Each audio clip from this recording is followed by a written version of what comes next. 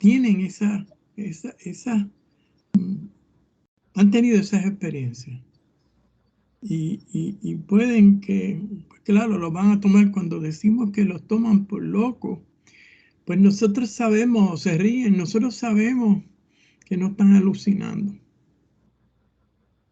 Por lo tanto, ellos, según hemos estudiado en todos estos años, nos lo han descrito como que la teosofía sí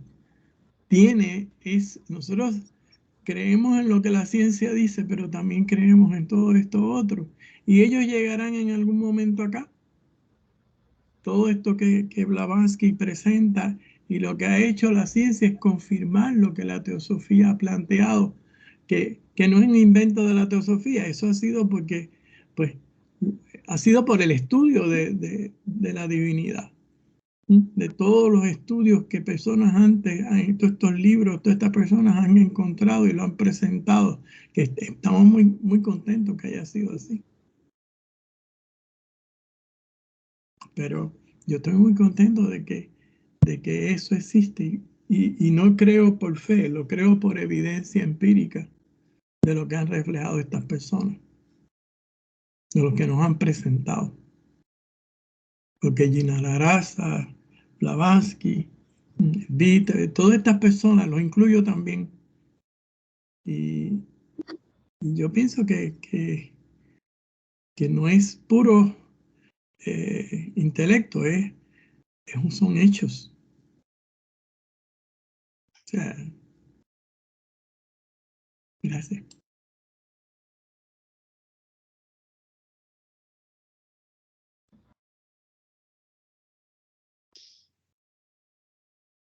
¿Alguna otra opinión?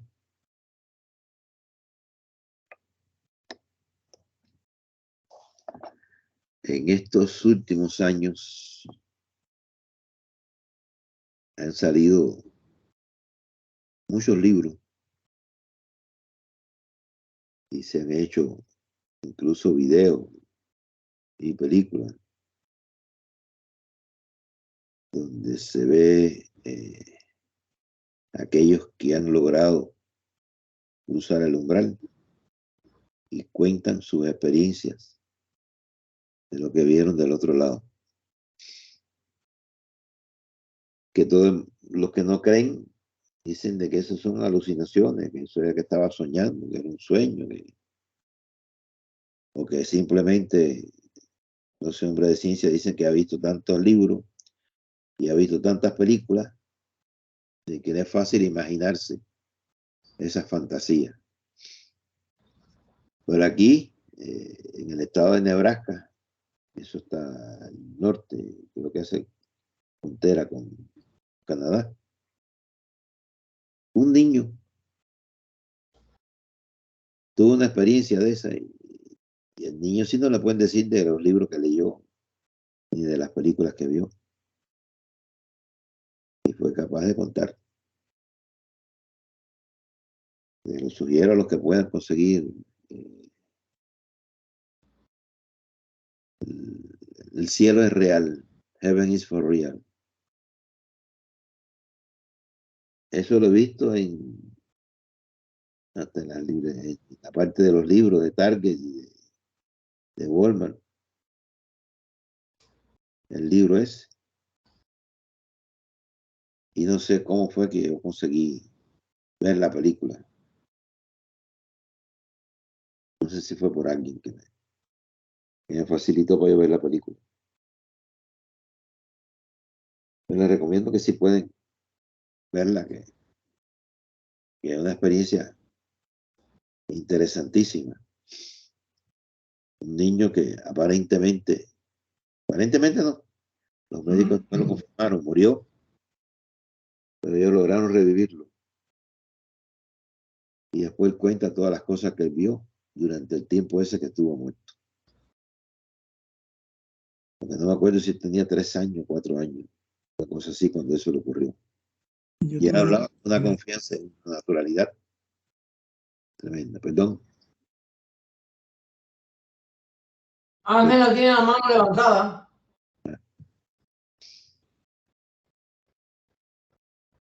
Sí, buenas tardes a todos. Bueno, regresé de mi viaje y pues aquí estoy con ustedes nuevamente extrañando toda la enseñanza. El aporte que yo puedo hacer en este momento acerca de lo que se está leyendo y hablando es una historia también que salió, fue muy publicada en una de las revistas aquí muy populares, Newsweek o alguna cosa así, que se edita en New York, de un cirujano, era del cerebro. Neurocirujano. Gracias, neurocirujano, se me fue la palabra, neurocirujano, que estuvo aparentemente así como muerto, ¿no? Pero regresó. Y cuando regresó, él inclusive sacó un libro acerca de su experiencia, porque resulta de que él era de los que creía que cuando el cerebro dejaba de funcionar, todo lo demás se perdía. Y alcanzó a ir a unos lugares increíbles al otro lado, pasar el túnel y toda la cosa, y se convenció de que el cerebro no era en realidad el generador de vida, que eso para los científicos es duro de reconocer, porque ellos es solo lo que ven, lo que tocan y lo que oyen, en lo que creen. Por ejemplo, los fenómenos de sensación y todo eso. Entonces, a partir de eso, él cambió totalmente su punto de vista. Y por eso la maestra dice, pero nunca dirá una palabra de la misteriosa del intelecto, porque ellos creen que el intelecto es una cosa regida por el cerebro, cuando nosotros sabemos que la mente tiene otras funciones. Y ella misma lo dice ahí, de la mente y sus funciones, ellos no saben eso, porque son, como dice Blavatsky, científicos materialistas. Bueno, muchas gracias, es todo mi aporte. Gracias. Sí, Iben Alexander. Mira, Francisco, déjame decir una cosa ahí, José, espérate. No, era ese mismo. Puso ahorita un libro ahí, cuando Sí. Ángel estaba hablando algo de eso, si lo puedes volver a poner. Ok. La prueba del cielo. Ese mismo es. Bueno, para que Yo lo estaba poniendo cuando Ángela estaba hablando, porque me lo enviaron por correo de regalo. Qué bien. Alguien que me conoce me mandó ese libro, una de las personas que está en oración, porque lo está leyendo y le ha ayudado mucho que tiene cáncer. Y esto le ha ayudado mucho. Se llama Iben Alexander. Y como no voy a repetir lo que dijo Ángela, porque estuvo muy bien, pero no sé si saben de Raymond Moody, que es el que escribió Life After Life, la vida después de la vida, que es muy famoso, es de los más famosos en estas experiencias hace muchos años. Pues esto es lo que escribe él de él. La experiencia cercana a la muerte del doctor Iben Alexander es la más asombrosa que he escuchado en mis 4 décadas de estudiar este fenómeno. Sí. Y pone entre comillas y en mayúsculas, él es una prueba viviente de la vida después de la muerte. Si ustedes quieren ver un resumen, Tim Boyd, cuando era presidente aquí de la Sociedad Teosófica de Estados Unidos, lo invitó allá a Wheaton, creo que fue, y allá dio una conferencia con un montón de gente de distintos lugares, distintas religiones y cosas que estaban presentes en la conferencia que él dio, y él explicó todo el proceso ese que está en el libro. Es impresionante, también se lo sugiero. Perdón, el nombre del libro, porfa. La prueba del cielo, creo que lo han traducido en algunos lugares, otros simplemente ponen el nombre de él y ponen Iben Alexander. Este tiene el nombre del libro. ¿Lo pueden ver ahí? Sí, yo lo veo bien. Sí, yo lo veo. La prueba del cielo. Quizá un poquitico más, Francisco. Acércalo, ahí. No se ve nada, pero no lo veo. Ya lo veo. Y le voy a poner el nombre de él Gracias. Está aquí. Tiene Lucía la mano levantada. Ah, gracias. Ahora lo veo. Muy bien. Yo creo que debemos de distinguir lo de la mente. Una cosa es lo que pasa después de la muerte, pero aquí lo que estamos viendo es la mente en los sueños. Lo que de lo que se trata todo este folletito es en la cual dice que los científicos no conocen las funciones de la mente en los sueños y que el hombre pensante, el hombre vive, ¿sí? En 7 planos. Porque una cosa es la vida después de la muerte y otra cosa es lo que estamos viendo aquí, ¿sí? Que es la función de la mente a la hora de los sueños. Cómo se mueve esa mente en los diferentes planos. Y habla de los sentidos, que únicamente los chelas y los adeptos, o sea, para poderte mover en esos planos, no que pienses que si existe algo después de la muerte. Eso no estamos viendo eso, estamos viendo la mente, cómo funciona en el sueño, cuando se mueve en los diferentes planos.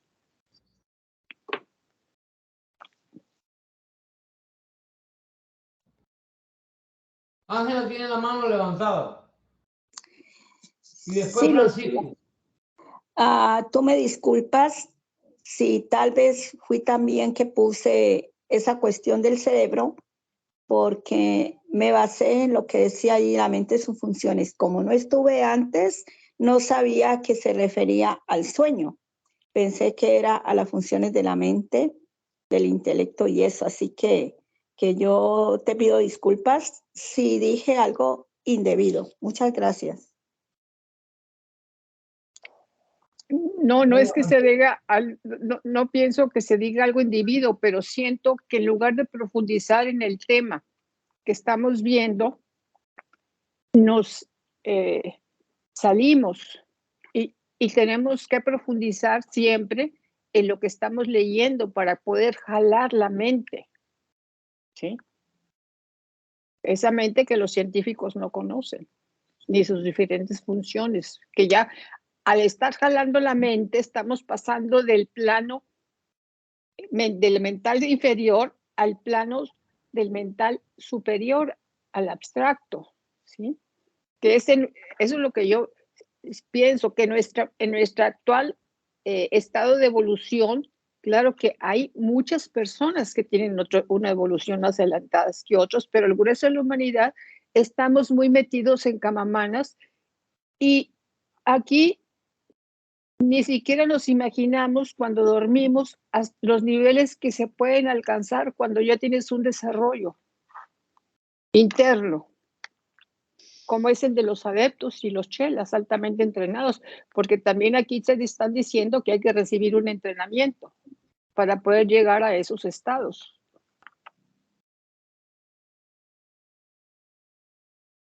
No es cuestión de que, bueno,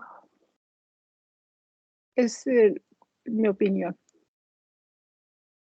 Bueno, Francisco tiene la mano levantada. Sí, estoy de acuerdo, pero me parece que en el mismo proceso de lo que estamos leyendo,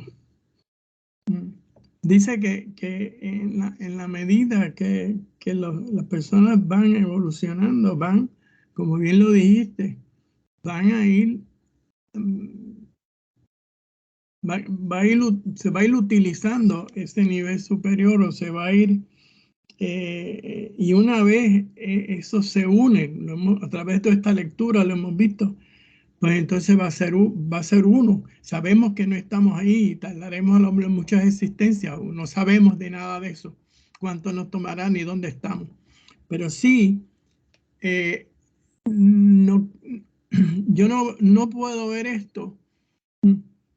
Yo sé lo que quieres decir, Lucila, con que esto es para para cuando se llegue allí todo. Pero según hemos ido aprendiendo todas esas etapas y hemos visto que es beneficioso conocerlas, porque te están describiendo lo que nosotros, lo que se espera de nosotros en esos niveles. Como hablamos de la duda, recuerdan que lo hablamos en la última reunión. Por otro lado, pues también aquí, lo estamos leyendo aquí, lo vamos a leer un poco más en los que vienen. Aunque nos da la sensación de que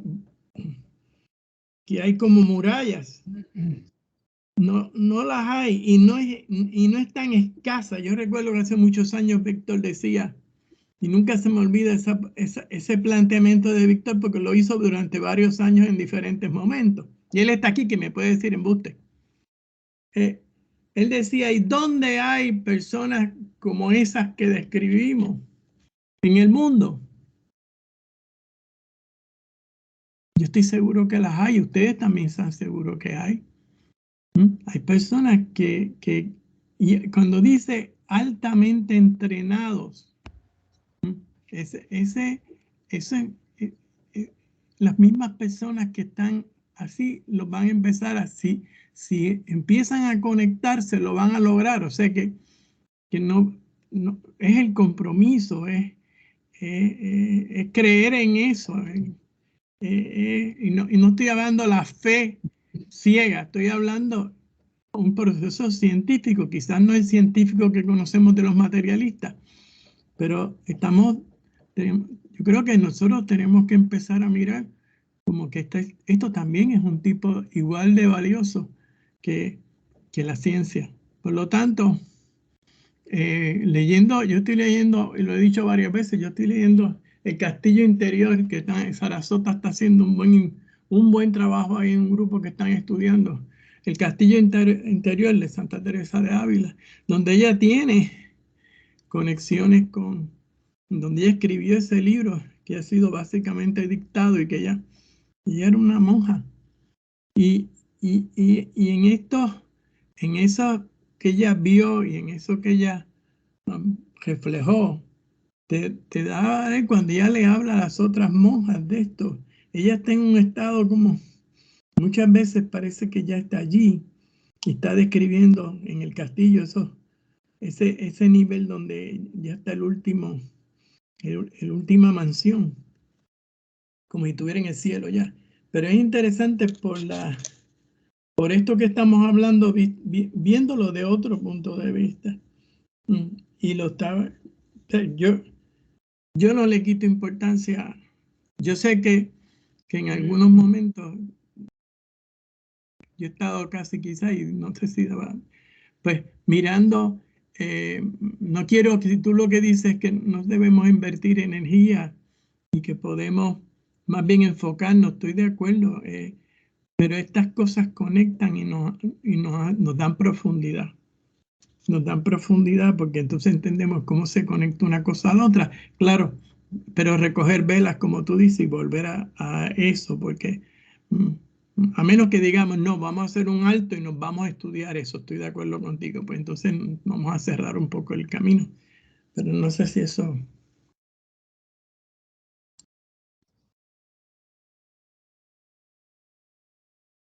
Bueno, venga, José, dale. Sí, yo creo que sí, que es cierto que debemos mantener el hilo de lo que estamos estudiando para no alejarnos, porque muchas veces tendemos a alejarnos un poco del tema. Yo fui el que quizás al hablar de mi experiencia con esa cajera, como alguien que podía ver, y hice el ejemplo del niño, que no conté la historia del niño, que es bellísima.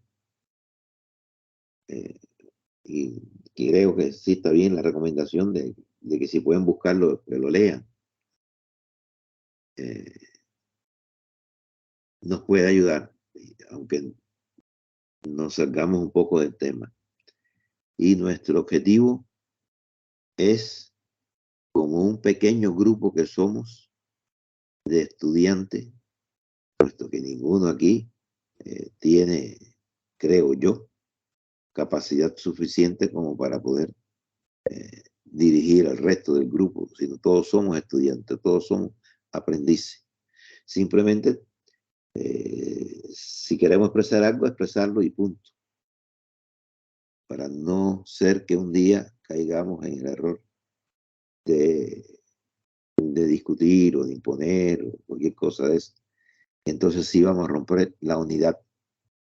Y aquí tenemos que trabajar por el primer principio de la sociedad teosófica, formar un grupo de la fraternidad universal. Si alguien cree que estoy incorrecto, simplemente me oye, piensa que estoy incorrecto y ya. Aquí este párrafo nos muestra la visión totalmente materialista de la ciencia de Occidente, como lo describe, el sistema nervioso, las grandes maravillas de la evolución, la sensación, el instinto, y después solo se va a la anatomía, dice, y explica eso, estos tejidos vasculares, como dice, como hay ganglios, la neurona, unos que son sensitivas, reciben todo lo que son las sensaciones, y otros son las motoras, como los movimientos del cuerpo, y los simpáticos son los autónomos, que controlan la respiración, la circulación de la sangre, etcétera, el proceso digestivo. Ahí nos muestra esa visión nefasta de la ciencia. Perdóname, los centros ganglionares. ¿Tienes alguna idea sencilla que nos puedas explicar? Estos van está el sistema nervioso que va por la médula espinal, por la columna, pero también hay otros grandes ganglios que son conjuntos de neuronas que van a la izquierda y derecha de la columna vertebral, que son el simpático y el parasimpático. Y estos se van a todos los lugares que hemos mencionado, al corazón, controlan la frecuencia cardíaca, los latidos, y lo mismo, otros van al aparato digestivo, controlan la digestión, la secreción de las enzimas, etcétera. Sí, gracias. Controlan todo lo que nosotros no dirigimos, como la digestión, la respiración, el movimiento del corazón, etc. Está bien, gracias por la explicación. ¿Alguna duda, alguna aclaración? Seguimos entonces para el párrafo siguiente. A ver. Dice, ahora frecuentemente acontece que somos conscientes y sabemos que estamos soñando. Esto es una muy buena prueba de que el hombre es un ser pensante. Proteo, una multiforme, siempre cambiante entidad, pero él es también, por decirlo así, capaz de separarse o de dividirse en el plano de la mente o del sueño, en dos o más entidades, y en el plano de la ilusión que nos sigue hasta el dintel del nirvana. Momentico, un momentico. ¿Quién es Proteo? ¿Alguien de ustedes sabe? En la mitología griega era un personaje que asumía cualquier forma. De ahí viene la palabra proteína, que son los más esenciales y también se convierten en muchos otros aminoácidos y otras sustancias muy, muy importantes. Aquí hace una metáfora, un análisis que compara al hombre con ese proteo, que es multiforme. Eso es cierto, el hombre está siempre cambiante. Nunca es el mismo, ni sus propias células. Todo cambia. Como decía Heráclito. Yo creo que cada 7 años cambiamos todas las células. células.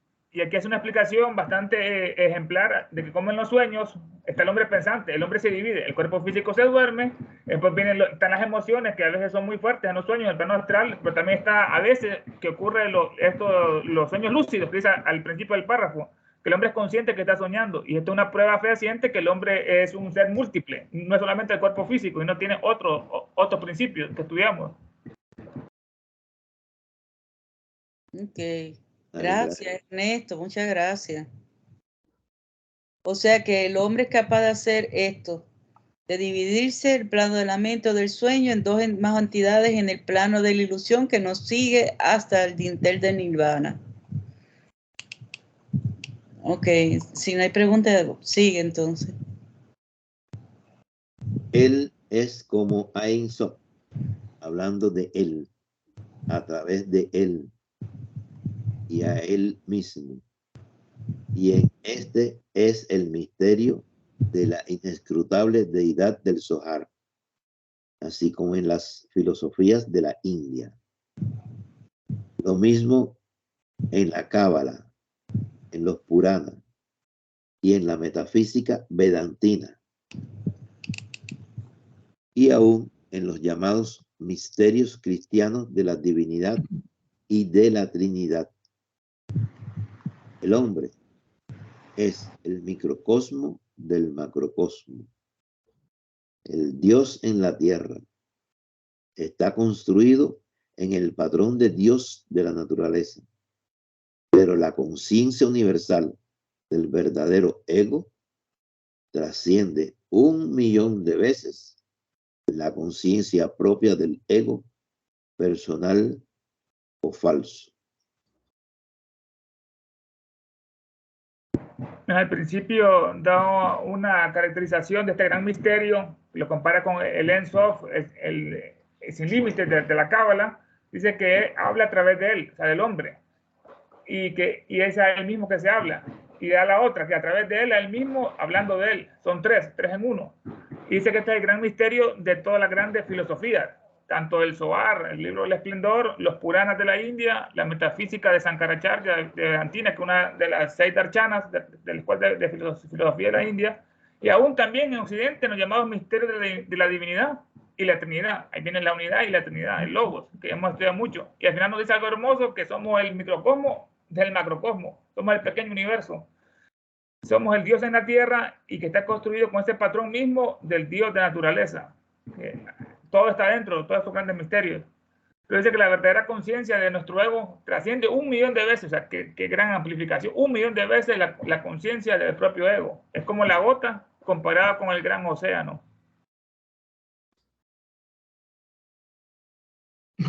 El macrocosmo es 1.000.000 de veces más grande que el microcosmo que somos nosotros, ¿no?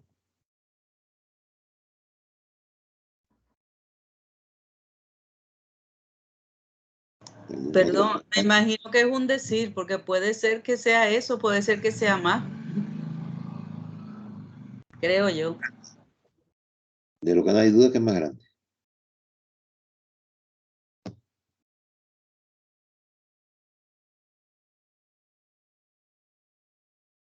¿Algún comentario? No hay nada. Pregunta 31. ¿Es lo que nombramos trabajo inconsciente cerebral durante el sueño un proceso mecánico del cerebro físico o es una operación consciente del ego cuyo resultado es impreso solamente en la conciencia ordinaria? Y la respuesta es lo último, porque ¿cómo es posible recordar en nuestro estado consciente lo que tuvo lugar cuando nuestro cerebro actuaba inconscientemente? Porque ¿cómo es posible recordar en nuestro estado consciente lo que tuvo lugar en nuestro cerebro que actuaba conscientemente, o sea, durante el sueño? Esto es aparentemente una contradicción de los términos.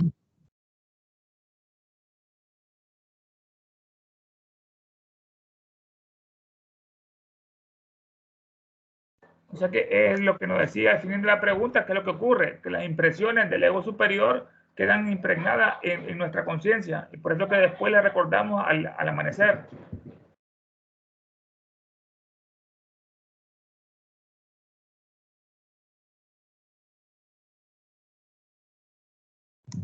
Esa pregunta es interesante. Sí, Lo que está diciendo Ernesto. Porque lo que le están preguntando es si es un proceso mecánico del cerebro físico, ese trabajo inconsciente cerebral, o es una operación consciente del ego cuyo resultado es impreso solamente en la conciencia ordinaria. Ella dice que sí, que es lo último. ¿Qué es esto? Porque dice que si no fuera una contradicción, porque el cerebro físico no funciona en ese estado de sueño.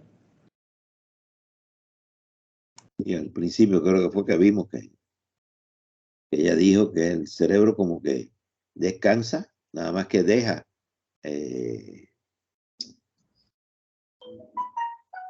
¿cómo se llama? Los sentidos para prevenir cualquier evento.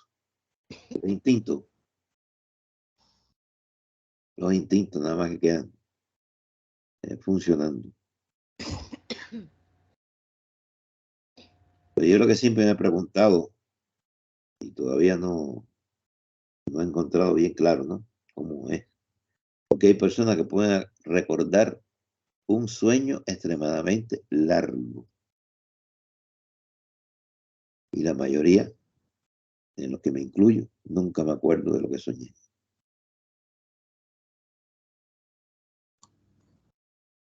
La pregunta 33, un poco contesta Vamos a eso. hacer 32 primero, ¿no? Que es la que viene ahora. Sí. En la 33 está la respuesta. Un poco porque recoge que desde ya hace muchas preguntas atrás lo está diciendo. O sea, todo lo que ha recogido, mientras más haya logrado crecer, ¿no? Evolucionar, más va a recoger en ese yo superior y más va a estar consciente. O sea, por lo tanto, yo todo esto lo veo como un proceso evolutivo, desarrollo. Mientras más crece, más evoluciona, hasta llegar a ese estado donde todo es puro, va a ser una unidad pura. Entonces lo tiene todo, pero mientras tanto el cristal se va limpiando. O sea, y eso la 33 lo refleja un poco así, creo yo. Puedo estar mal, como dice alguien antes. A ver, 32. ¿Cómo puede suceder que personas que nunca han visto montañas en la naturaleza a veces las ven claramente en el sueño y son capaces de observar sus rasgos característicos? Y la respuesta: probablemente porque han visto ilustraciones de montañas, o también porque hay alguien o algo en nosotros que las ha visto con anterioridad, o porque alguien nos contó o la vimos en un dibujo, porque tenemos una experiencia anterior de eso. Y lo importante es cómo la mente trabaja con las imágenes. Tenemos dos ojos que miran, bueno, una visión rectangular, aunque están separados los ojos, no tenemos una visión ciclopea porque se unen en el cerebro.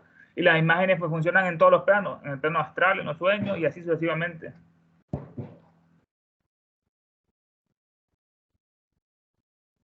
Otro comentario.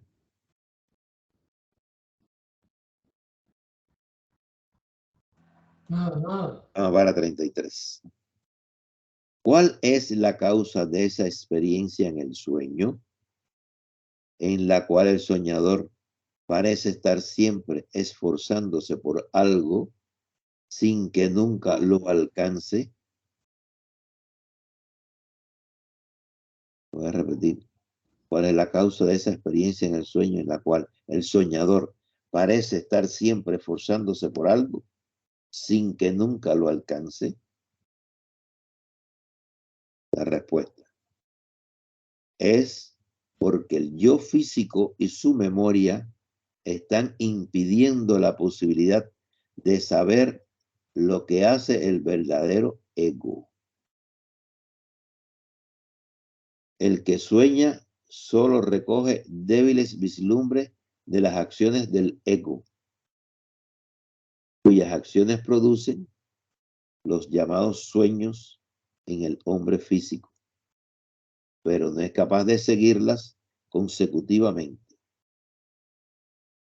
Un enfermo que delira al recobrar la razón guarda con la enfermera que lo cuidó y atendió durante la enfermedad la misma relación que la que el hombre físico con su verdadero ego.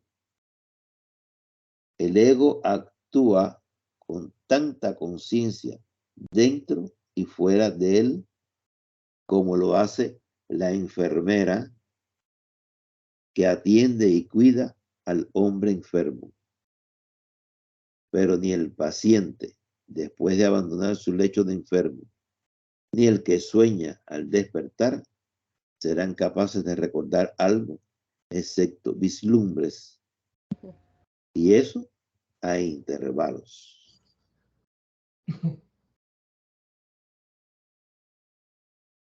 ¿Preguntas, comentarios?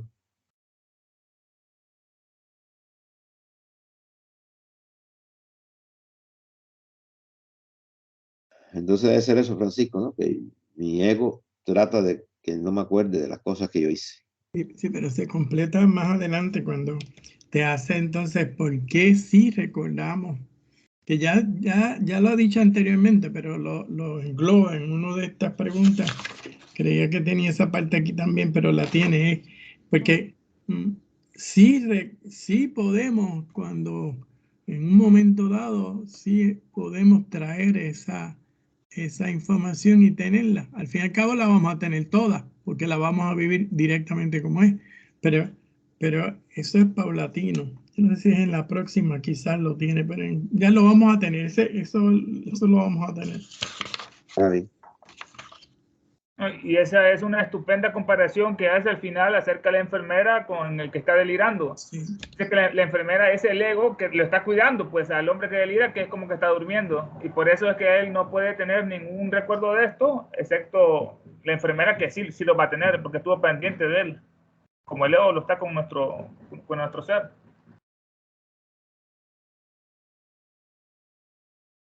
Ok. ¿Alguna duda, comentario?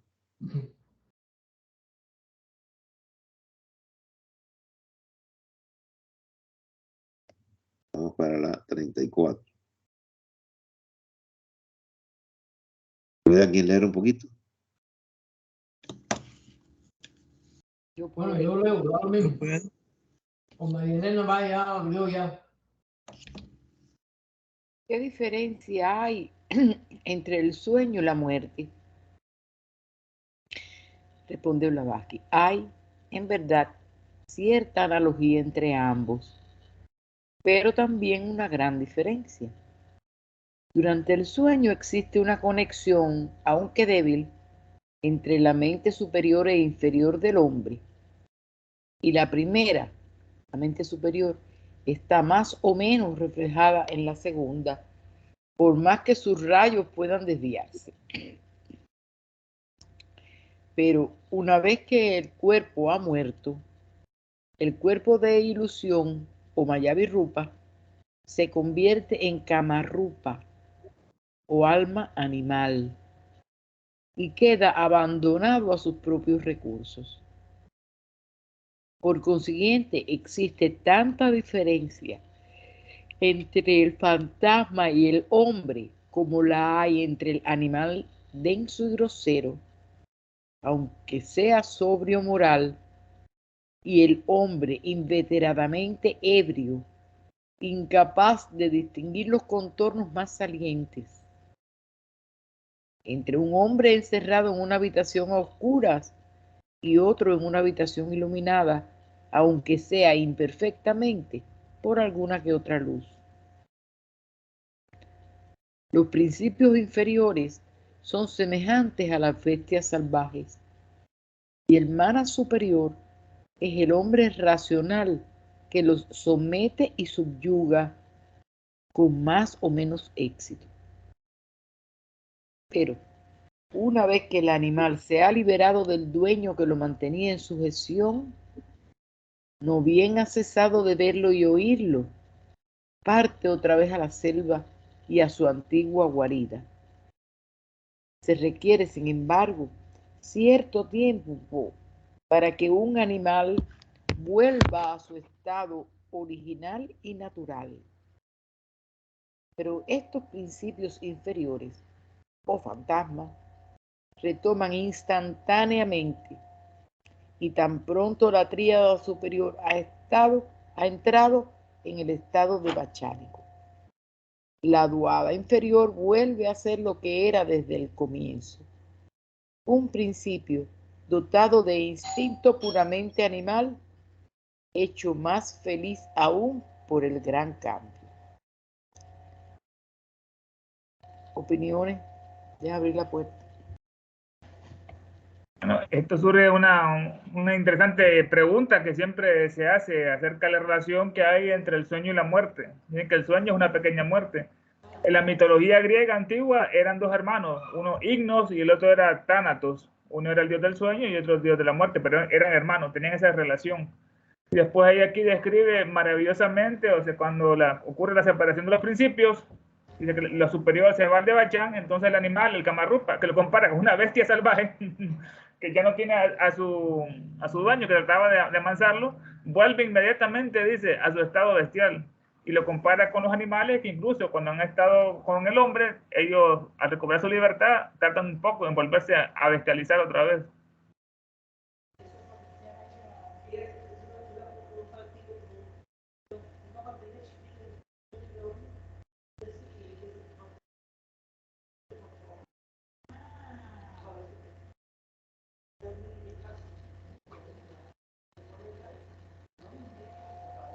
Bueno, sigue, que no hay comentario ninguno.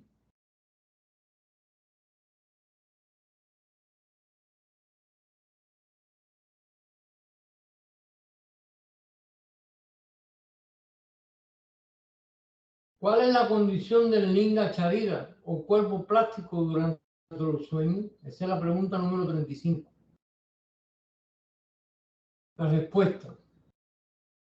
La condición de la forma plástica es la de dormir con su cuerpo a menos que sea proyectada por algún deseo impetuoso, engendrado en el mana superior. En los sueños no desempeña parte activa, sino que por el contrario, es completamente pasiva, siendo el involuntario testigo semidormido de las experiencias a través de las cuales los principios superiores están pasando.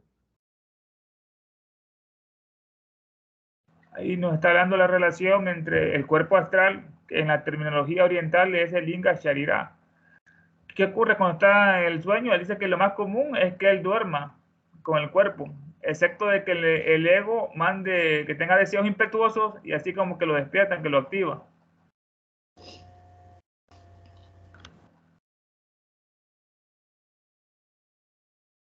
Sube un poquito la hoja. Ya llegué si quiere. Ah, bueno. Pues ¿En sigue. qué circunstancias se ve ese espectro? Responde. A veces, en casos de enfermedad o pasión muy fuertes de parte de la persona vista o de la que ve, la posibilidad es mutua. Una persona enferma de modo especial en el momento de morir, es muy probable que vea en sueños o visiones a aquellos a quienes ama o en quienes está pensando continuamente.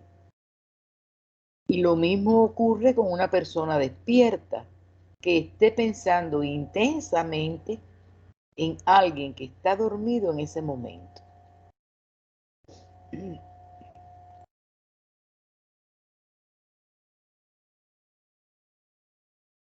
No, hermanito. No. 37. ¿Puede un mago evocar a esa entidad que sueña y ponerse en comunicación con ella? Respondo. En la magia negra no es nada raro evocar el espíritu de una persona que duerme. El hechicero puede entonces conocer de la aparición cualquier secreto que desee y el durmiente ignorar completamente lo que ocurre. Bajo tales circunstancias, lo que aparece es el Mayavi Rupa, pero siempre existe el peligro de que la memoria del hombre viviente conserve los recuerdos de la evocación y la recuerde como un sueño vívido.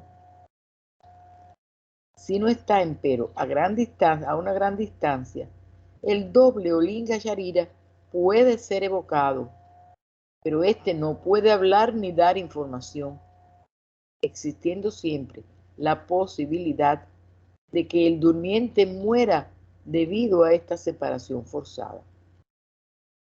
Muchas muertes repentinas durante el sueño han ocurrido de esta manera, sin que el mundo lo haya advertido.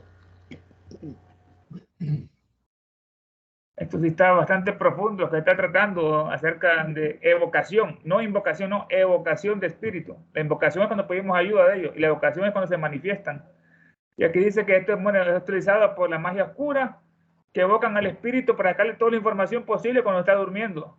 Y la característica es que primero es que debe estar cerca de ellos. Así ellos llaman al doble o al Linga Charida. Dice que pero en este caso que no puede responder. Y en el último dice que estos magos hasta pueden matarlo increíblemente por la separación que ocurre.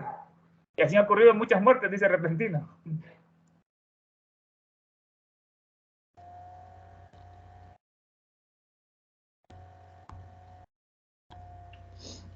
Y esto puede ser quizás una situación similar a la de la hipnosis,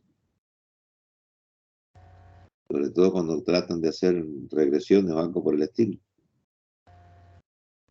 Y son distintas modalidades de magia oscura, la hipnosis, todo lo que tiene que ver con el inconsciente del ser humano. Es muy peligroso hacer esas regresiones porque van a tener recuerdos muy duros de una muerte o un dolor muy constante.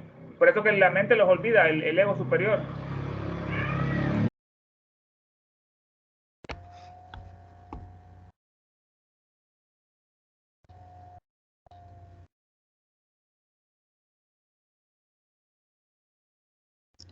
(38) ¿Puede existir alguna comunicación entre una persona que sueña y una entidad del Kamaloka? Y entonces viene la nota 12. Kamaloka, el plano semimaterial, subjetivo e invisible para nosotros, donde las personalidades desencarnadas, las formas astrales, cascarones, permanecen hasta desvanecerse del todo, gracias al completo agotamiento de los efectos de los impulsos mentales. Repito la pregunta. ¿Puede existir alguna comunicación entre una persona que sueña y una entidad del Kamaloka? Dice Blavatsky. El que sueña con una entidad del Kamaloka podrá con toda probabilidad provocar sobre sí mismo una pesadilla o correr el riesgo de ser poseído por el fantasma así atraído. Si se trata de un medium o de una persona que se ha hecho a sí misma tan pasiva durante las horas de vigilia que hasta el yo superior es actualmente incapaz de protegerlo. Esta es la razón por la cual el estado mediúmnico de pasividad sea tan perjudicial y, con el tiempo, incapacite al yo superior para ayudar o aún advertir a la persona que duerme o que se halla en trance. La pasividad paraliza la comunicación entre los principios inferiores y los superiores. Es muy raro hallar ejemplos de médiums que a la vez que permanecen pasivos a voluntad, con el propósito de comunicarse con alguna inteligencia superior. En ese momento, algún espíritu extraterreno no desencarnado, entre paréntesis, conserven suficientemente su voluntad personal como para no romper toda comunicación con el yo superior. Aquí está analizando algo que es frecuente, si una persona puede soñar con alguien que está en el Kamaloka, un familiar o algún conocido que sucedió eso, es decir, y él nos alerta de lo negativo que puede ser, que uno le puede dar impulso a ese cascarón, a ese camarrupa, a ese fantasma y atraerlo y así va a tratar de obsesionarlo. O en el menor de los casos tener solamente una pesadilla que termine rápido. Y después habla de eso que siempre ella nos comenta, de los peligros de la mediunidad pasiva, que ella no era medium, ella era medianera, que conscientemente venció ella a los elementales, los subyugaba, y que los mediums están en el día tan pasivos, o sea, solo pasan sentados tratando supuestamente de entrar en comunicación con alguna inteligencia superior, pero lo que hacen es romper su contacto, que su propio ego los proteja. Y ya sin el escudo ya pueden ser más acechados por elementarios o espíritus de naturaleza.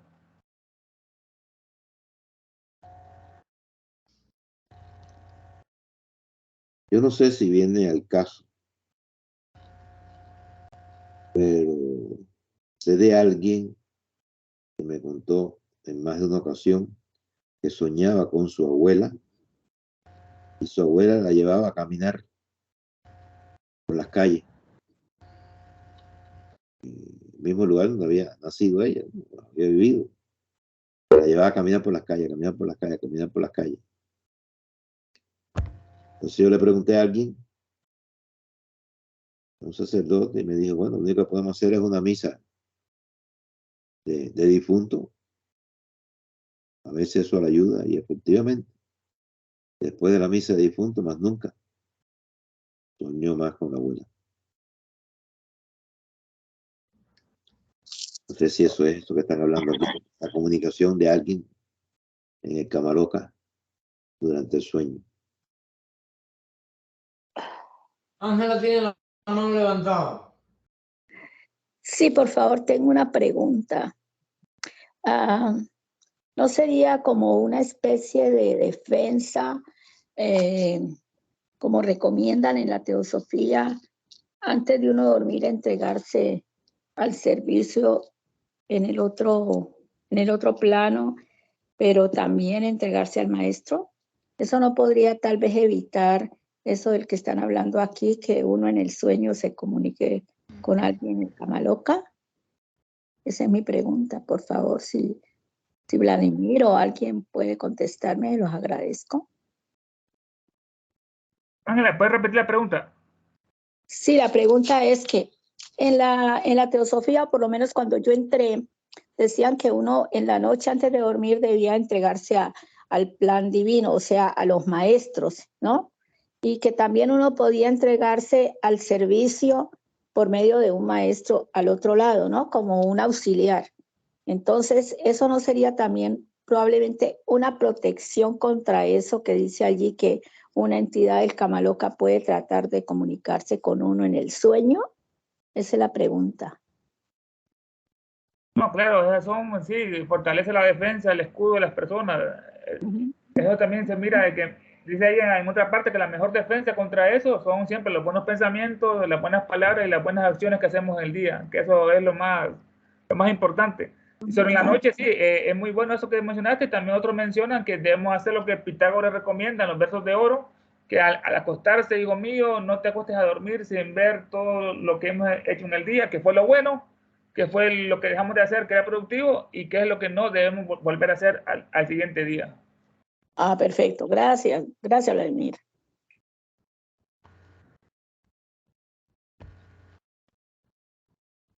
¿Alguien más? ¿Alguna otra duda? ¿Comentario? Bueno, leo un pedazo más. Queda 10 minutos. ¿Puede el que sueña, pregunta 39, puede el que sueña estar en relación con una entidad en el Devachan? Y ella responde, el único medio posible de comunicación con las entidades del Devachan mientras se duerme es por medio de un sueño o una visión o durante el estado de trance. Ningún ser devachánico puede descender a nuestro plano. Somos nosotros, o más bien nuestro yo interno, quien tiene que ascender hasta el suyo. 40. No, está fuerte eso ahí, porque esto quiere decir de que yo pensaba que el de Bachán era un lugar donde no se podía estar entrando desde otro plano. Y ahora a mí que me dicen que es posible. Hasta hablamos No que el de Bachán baje al nivel nuestro, sino que nosotros tenemos que elevarnos. Siempre el que está más alto, nunca le es posible bajar. Siempre son el que está más bajo, el que tiene que buscar la forma de elevarse al otro plano. Pero pensé que el de Bachán era como especie de, no sé, de una cápsula donde no podíamos tener vínculo de ninguna forma. Pensaba yo que era así. ¿Dudas? ¿Preguntas? Lo interesante que ella anteriormente trató el Kama Loka y después le vino con el Dabachán. Es muy interesante cómo le hacen estas preguntas de estos estados post-mortem. Y ahí ella al principio tres posibilidades muy lógicas. Una, tienes el contacto en un sueño, una visión o un estado de meditación o de trance.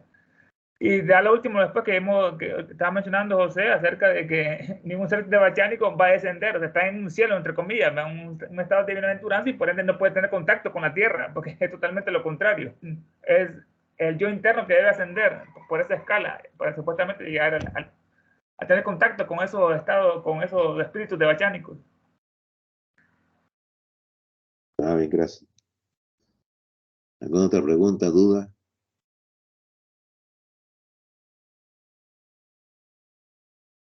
Para 40.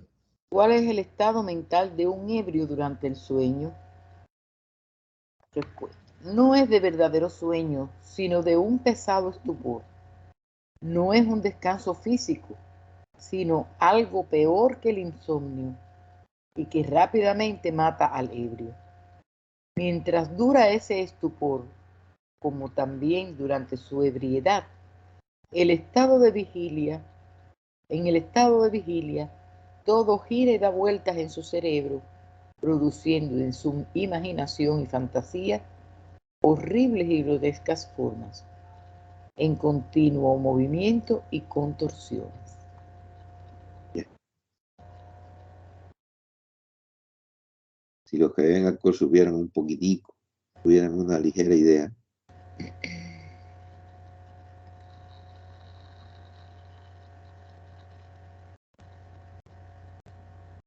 ¿Alguien quiere hacer algún comentario?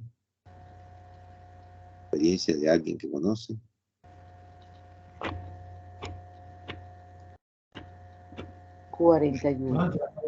Para terminar con la 41.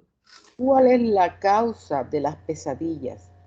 ¿Y por qué los sueños de las personas que sufren de consunción avanzada son a menudo placenteros? No sé qué es consunción.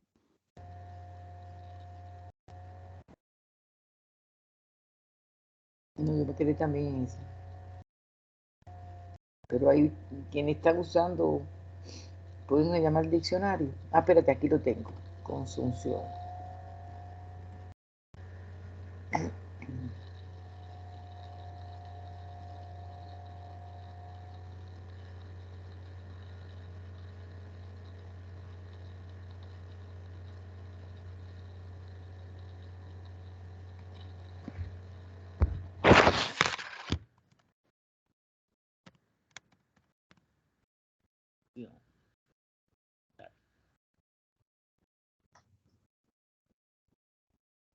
Consunción. La palabra consunción no está en el diccionario. Ah, espérate, que no le puse el acento. Acción y efecto de consumir o consumirse. Extenuación, enflaquecimiento. De lo que nos pasa a los viejos, que nos vamos consumiendo cuando estábamos muy viejitos, ya no debemos tener ya de dónde enflaquecer.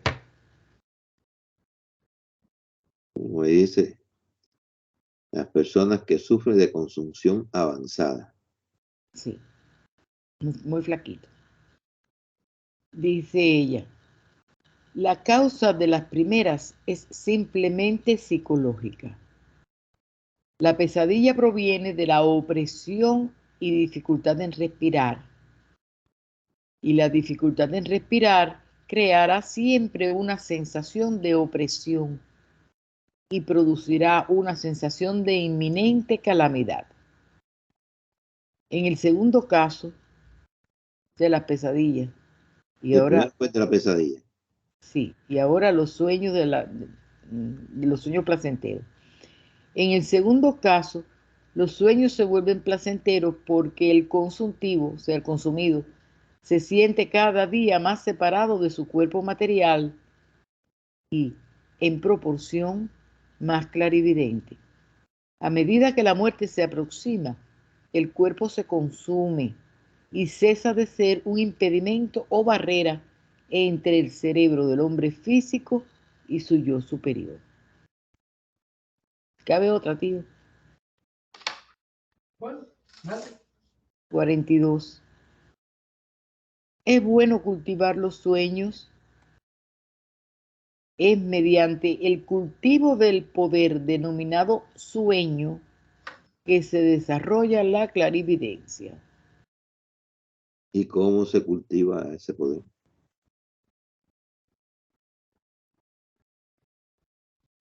Entonces, tratando de recordar, proponiéndose uno recordar siempre lo que estaba pensando, lo que está soñando. Me imagino que eso puede ayudar. Yo creo que lo dejamos ahí porque me parece que la 43 es un poco larga. Y empezaríamos la 42 de nuevo para reforzar. Pero bueno, voy a tratar de buscar antes de jueves a ver si puedo encontrar algo que diga. ¿Cómo ¿Qué se cultiva significa? ¿Qué la es lo que uno hace clarividencia? para cultivar los sueños? No sé si alguien tiene alguna idea y puede adelantarte a algo. ¿Quién? Digo yo. Entonces la pregunta 42. 42 entonces. Ok. Bueno, así hemos llegado al final en la noche de hoy. Vamos a pedirle a Nina que nos lea la oración por la paz.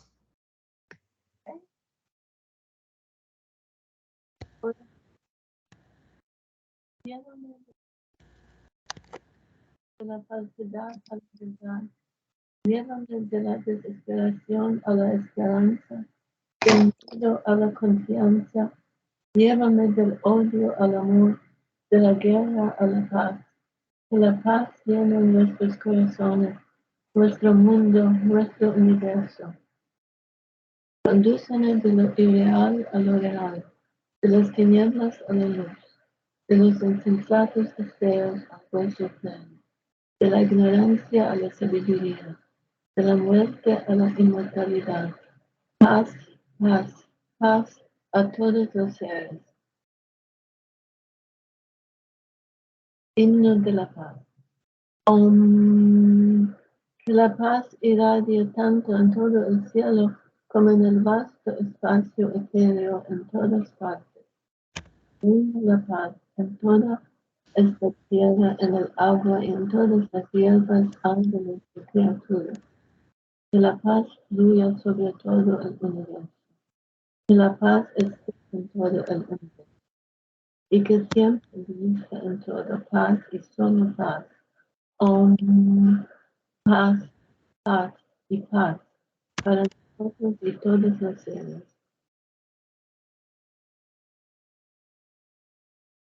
Entonces, mañana tenemos la logia de Tampa, Anniversary, y el jueves continuamos la pregunta 43 del libro de los sueños.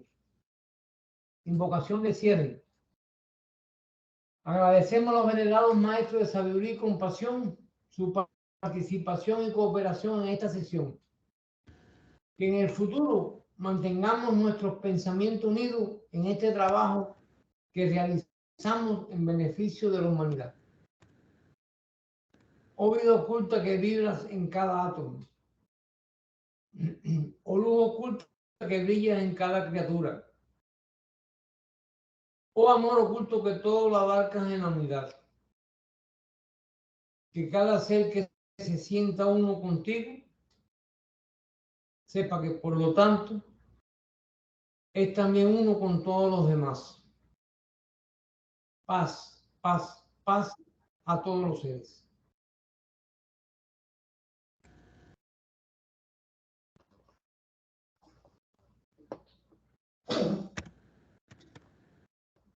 Bueno, que tengan buena noche todos.